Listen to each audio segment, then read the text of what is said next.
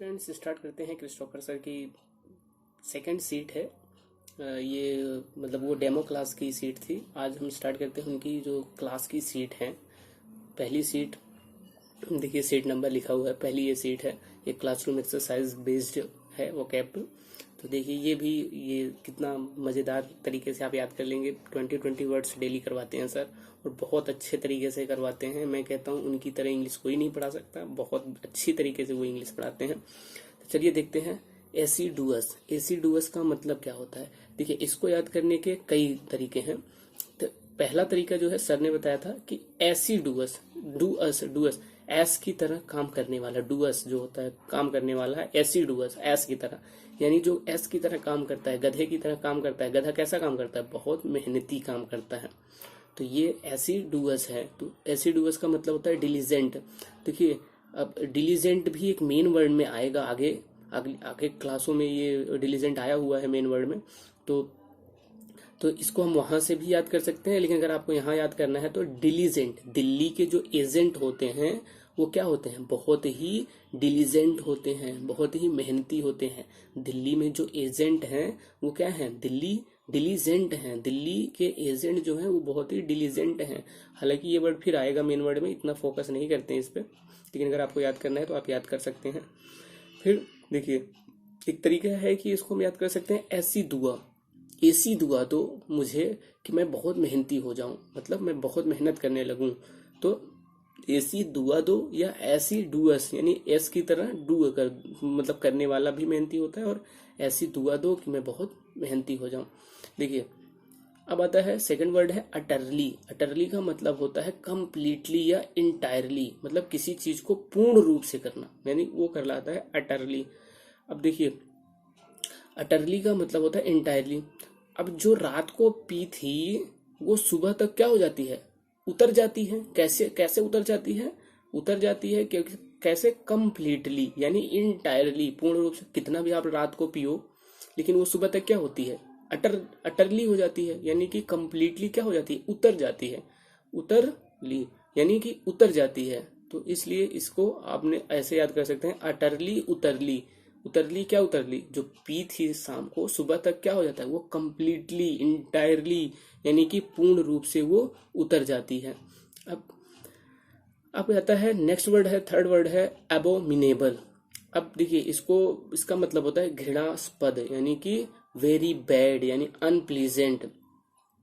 देखिए, इसको कैसे याद करेंगे? अब मीना एबल, अब मीना एबल हो गई है, इसलिए अब वो क्या हो गई है? एबोमिनेबल हो गई है। देखिए, इसको कैसे याद करेंगे? अब मीना इतनी एबल हो गई है कि उसका व्यवहार कैसा हो गया है? घृणास्पद हो गया है। यानी कि मीना अब इतनी एबल हो गई है कि उसका व्यवहार जो है अब कैसा हो गया है? एबोमिनेबल हो गया है। तो अब वो इतनी एबल हो गई है तो एबोमिनेबल हो गई है। अब मीना इतनी एबल हो गई है तो वो अब एबोमिनेबल हो गई, यानी घृणास्पद हो गई है। अगला वर्ड है ऑगरी। ऑगरी का मतलब होता है वो गिरी वो गिरी, यानी कि आभास होना। अब देखिए, इसको कैसे याद करेंगे? ऑगरी, ऑगरी, ओगरी, ऑगरी, ओगरी, यानी कि जिसका मतलब होता है कि आभास या संकेत, यानी कि ओमेन। देखिए, इसको याद करने का बहुत अच्छा तरीका है कि एक आदमी अपनी पत्नी को साइकिल पे बैठा के ले जा रहा था, यानी वो क्या थी? ओमेन थी, यानी वुमेन थी। उसको आप ओमेन याद कर सकते हैं। अब वो गिर गई, उसको पता भी नहीं हुआ। तो लोगों ने कहा कि वो गिरी और इसका तुम्हें आभास भी नहीं हुआ।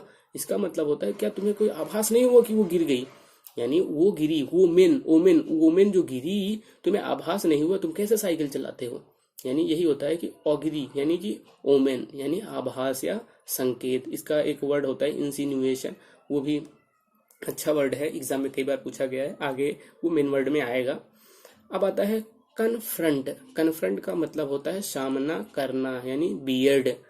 अब कन्फ्रंट को कैसे रिलेट करेंगे? कौन फ्रंट, कौन फ्रंट, कौन फ्रंट पर आकर मेरा सामना करेगा, यानी मेरा अपोज करेगा, मेरा विरोध करेगा। ऐसा है कोई जो मेरे फ्रंट पे आकर मेरा कन्फ्रंट करे, मेरा सामना करे? तो आप इसको ऐसे याद कर सकते हैं। देखिए, अब आता है लिद। लिद वर्ड जो है, आप इसको मतलब कई तरीके से रिलेट कर सकते हैं, जैसे आपको सुटेबल पड़े। बहुत तरीके बताते हैं सर याद करने के, इतने ज़्यादा हो जाते हैं कि आपको लगेगा कि बहुत ज़्यादा है। मतलब किसी भी तरीके से आप इसको याद कर सकते हैं। लिद, लिद का मतलब होता है मुलायम, यानी लिसम। लीद, देखिए लीद जो है, अगर आपको पता हो वो क्या होती है, बहुत मुलायम होती है। और इसको याद कर सकते हैं, हमारे मुलायम जी क्या हैं, बहुत ही लिद हैं, लिसम हैं और सपल हैं। ये 3 वर्ड हैं। तो लिद, लिसम और सपल, ये तीनों ही इसके सिनोनिम्स हैं। ठीक है, तो हमारे मुलायम जी कैसे हैं, बहुत ही लिद हैं, लिसम हैं, सपल हैं। तो इसको आप लीद से याद कर सकते हैं। लिद, लीद, लिद। लिद का ऐसा होता है, मतलब जो गोश्त होता है वो क्या होता है, बहुत मुलायम होता है। मतलब आप इसको रिलेट कर लीजिए, ये आप मतलब किसी को घृणा या किसी से वैसी चीज़ों के लिए नहीं है।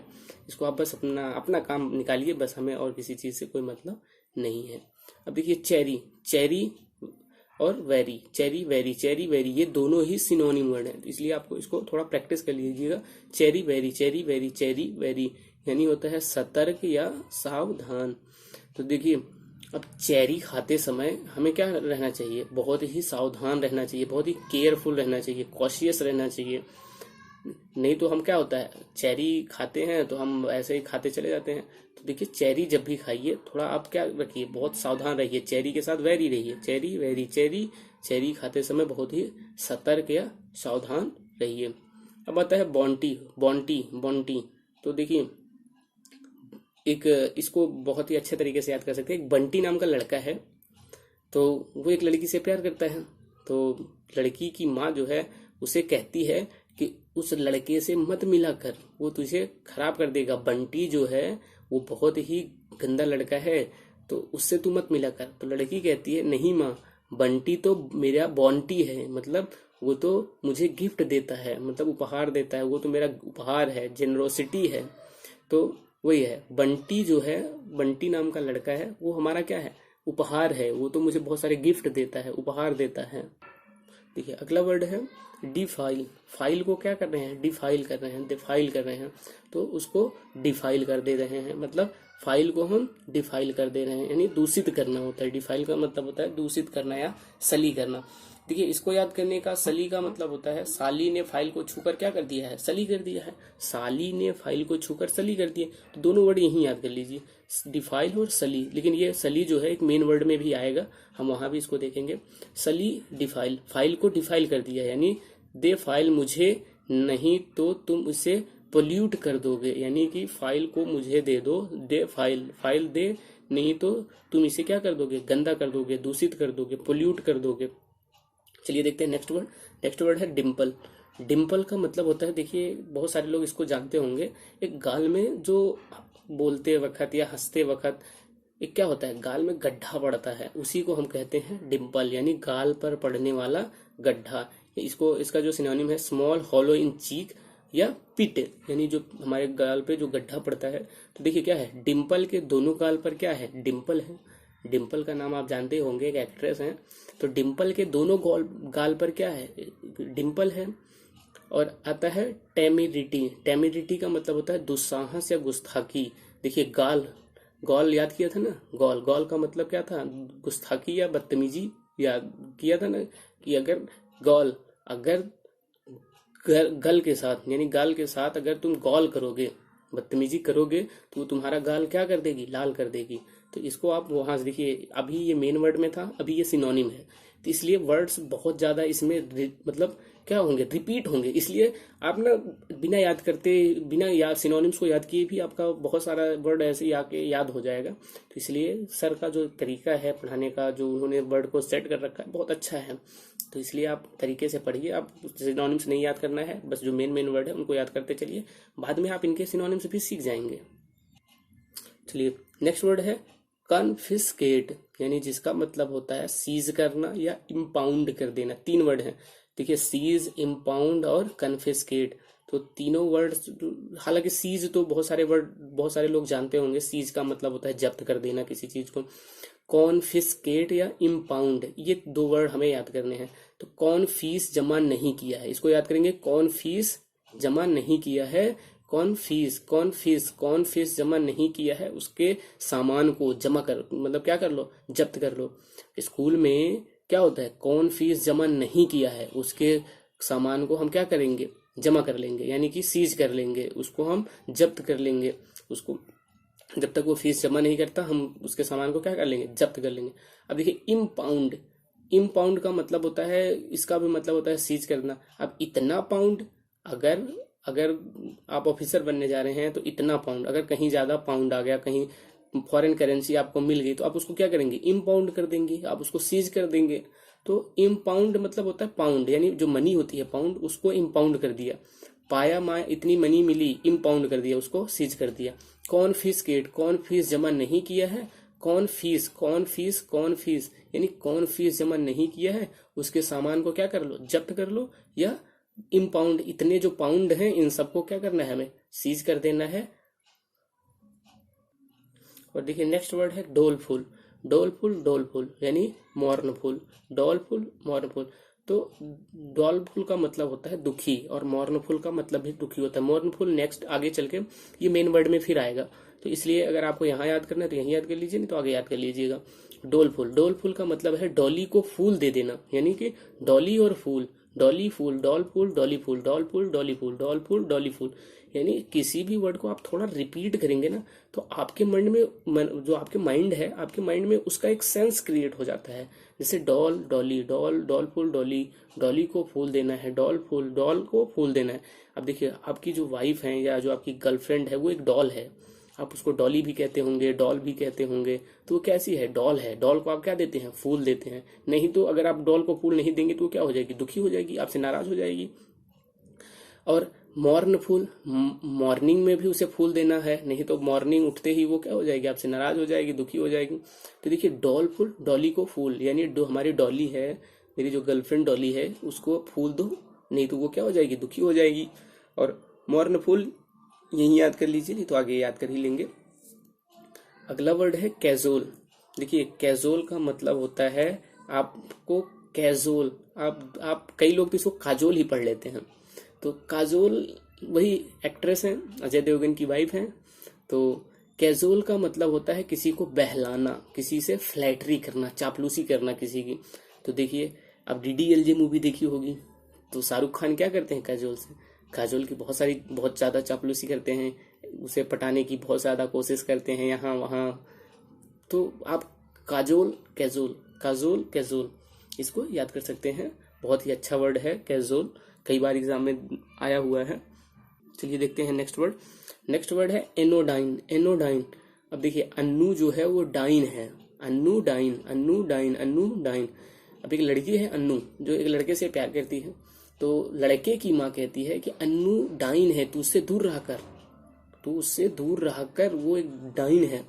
तो लड़का क्या कहता है, लड़का कहता है नहीं माँ, अन्नू डाइन नहीं है, वो तो पेन किलर है, इनोक्यूअस है, यानी कि वो पेन किलर है, नहीं वो तो जब मैं उससे मिलता हूँ वो मेरे सारे दर्द को क्या कर देती है, दूर कर देती है, वो मेरे लिए तो वो पेन किलर है।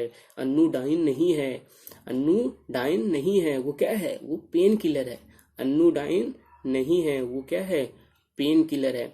अगला वर्ड देखते हैं, वो है कॉलरिक।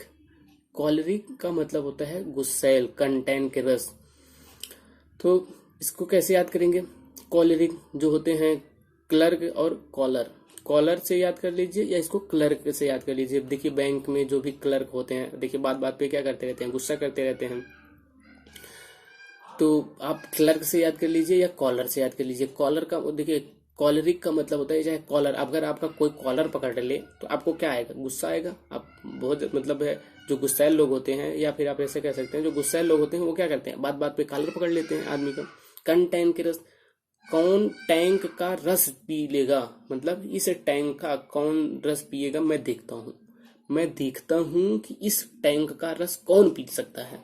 कौन टैंक के रस मतलब वो बहुत गुस्सैल है, इतना गुस्सैल है कि वो धमकी देता है लोगों को। कौन टैंक का रस, कौन टैंक का रस, कौन टैंक के रस, ये वर्ड बहुत इंपॉर्टेंट है, ये कई बार एग्जाम में आया हुआ है, तो इसलिए यही याद कर लीजिए, आगे भी ये वर्ड आएगा मेन वर्ड में। और हॉट हेडेड, देखिए हॉट हेडेड तो वैसे भी आपको समझ आ जाएगा कि हॉट हेड है, उसका गर्म दिमाग है, तो क्या है, गुस्सैल है। तो हॉट हेडेड तो सिंपल वर्ड है, बट जो मुश्किल वर्ड है कंटेन के रस और कॉलरिक है। तो कॉलरिक यानी बात बात पे जो कॉलर पकड़ लेते हो, और जो बात बात पे या फिर जो क्लर्क होते हैं वो क्या करते रहते हैं, बैंक में क्लर्क बात बात पे गुस्सा करते रहते हैं। और कंटेन के रस, कौन टैंक का रस पी लेगा, मतलब कौन टैंक का रस पिएगा, कौन टैंक के रस, कौन टैंक का रस पी लेता है। फिर देखिए बरसर्क। अब बरसर्क का मतलब होता है बार जो है उसका बाल जो है वो सरक जाए। बाल जो है अगर वो सरक जाता है तो कई लोग गुस्सा हो जाते हैं, बाल सरक गया यानी बरसर्क हो गया। हालांकि इसको कई चीजों से याद कर सकते हैं। बरसर्क का मतलब होता है सर से चुनरी सरकते ही वो बरसर्क हो गया, यानी कि गुस्सा हो गया, एंग्री हो गया। तो बाल भी सरक जाता है, तो ऐसे याद कर दीजिएगा इसको आप बहुत इजीली कि बरसर्क यानी बाल जो है सरक गया तो वो गुस्सा हो गया। बरसर्क, बाल सरक गया तो गुस्सा हो गया। तो देखिए आप करिए क्या, आप जब पढ़ रहे हो ना तो इन सब चीजों की एक इमेज अपने माइंड में क्रिएट कर लीजिए, किसी आप रियल इंसिडेंट से इसको रिलेट कर लीजिए। अब देखिए बरसर्क, बरसर्क का मतलब होता है जैसे आप कोई ड्राइविंग कर रहा है, ठीक है, और आपका जैसे बाल है उड़ उड़ के उसके मुंह पे जाएगा सरक सरक के, तो वो क्या हो जाएगा, बरसर्क हो जाएगा। तो अपने आप आपके माइंड में एक बार सरक, बरसर्क अपने आप में आपके माइंड में वो चीज आके ऐड हो जाएगी। और नेक्स्ट वर्ड है अबेंडन। अबेंडन, अबेंडन का मतलब होता है त्याग देना या रिलिंक्विश कर देना किसी चीज को। अब बंधन से, अब बंधन, अब अबेंडन का मतलब होता है अब बंधन। तो अगर आप इसको अपने माइंड में रिलेट करना चाहें तो इसको कैजुअल से ही रिलेट कर सकते हैं। कैजुअल में क्या होता है, लास्ट में जब शाहरुख खान ट्रेन से जा रहे होते हैं तो वो कैजुअल क्या कहती है, काजोल कहती है ना, बाबूजी मुझे जाने दो, मुझे जाने दो बाबू। तो वही वहां से आप इसको याद कर सकते हैं। तो उसके बापू के बाद में क्या कहते हैं, अब अबेंडन कर देते हैं उसको, बाद में त्याग देते हैं यानी छोड़ देते हैं, रिलिंक्विश कर देते हैं, रिलीज कर देते हैं कि उसको अब बंधन से मुक्त कर देना, किसी को मुक्त कर देना यानी त्याग देना या रिलिंक्विश कर देना।